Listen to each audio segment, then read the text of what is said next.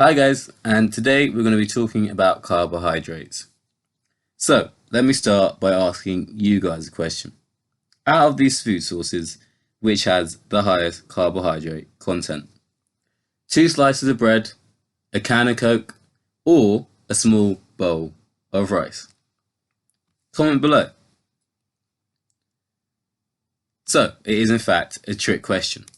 They are all about the same. But there's loads of talk about whether carbs are bad, or even are there good and bad carbs. And simply put, it depends on a whole heap of variables.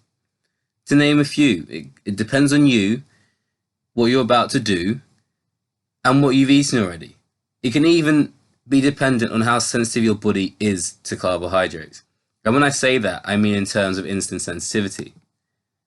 Over the last 40 to 50 years, it has been consistently shown through the literature that although it is not an essential macronutrient, carbohydrates are a primary macronutrient for sustaining and improving exercise performance.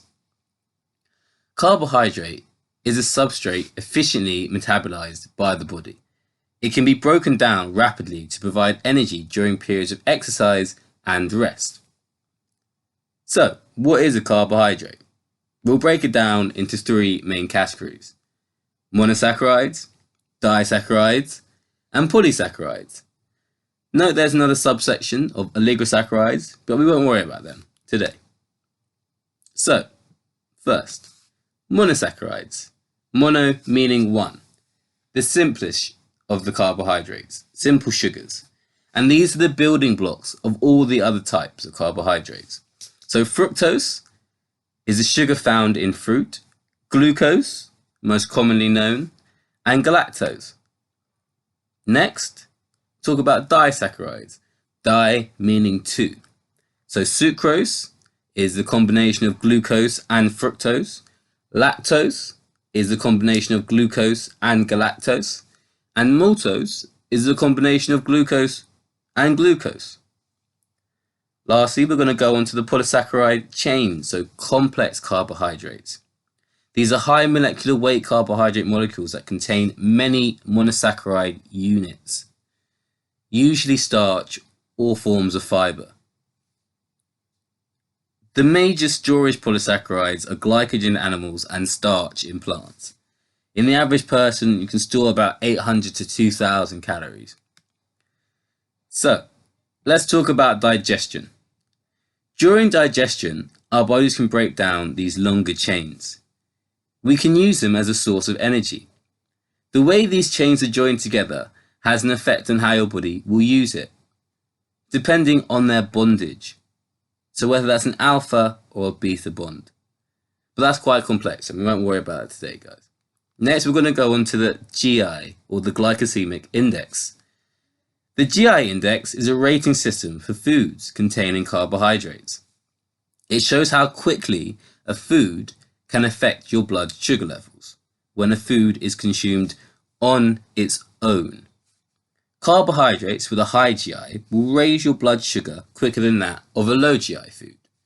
So, how does your body control our blood sugar levels? Simply put, insulin and glucagon.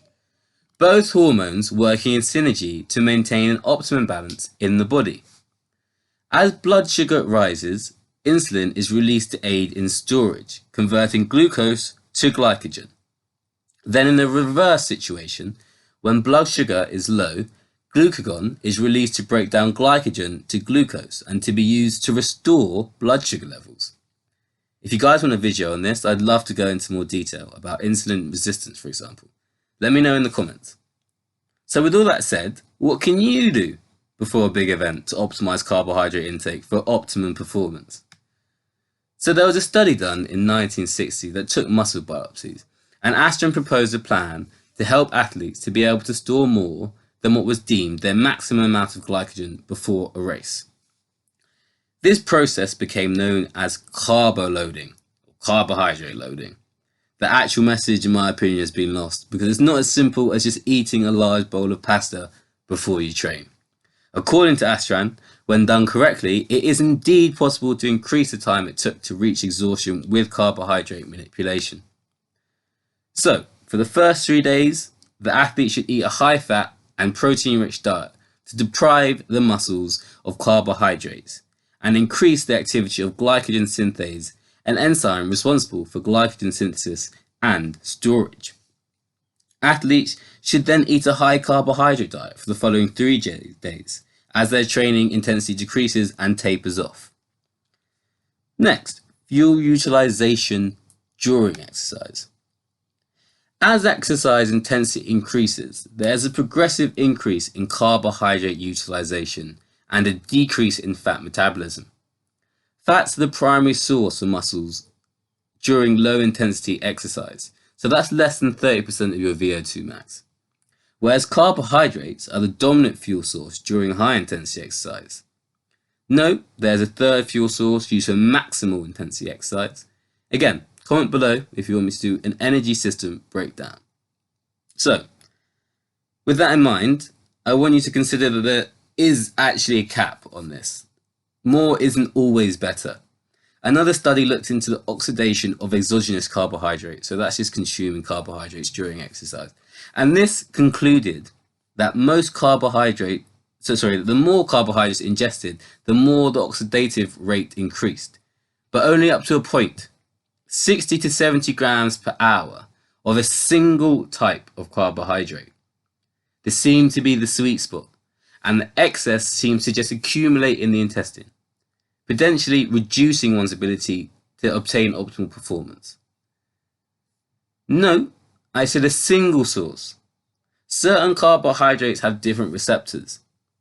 Let's take glucose and fructose. Although both simple sugars, they use completely different pathways/delivery systems. So, let's imagine you're waiting for a bus stop with all your friends. One bus can only take so many, but in theory, 2 different buses that are going to the same location can take more of your friends at one time.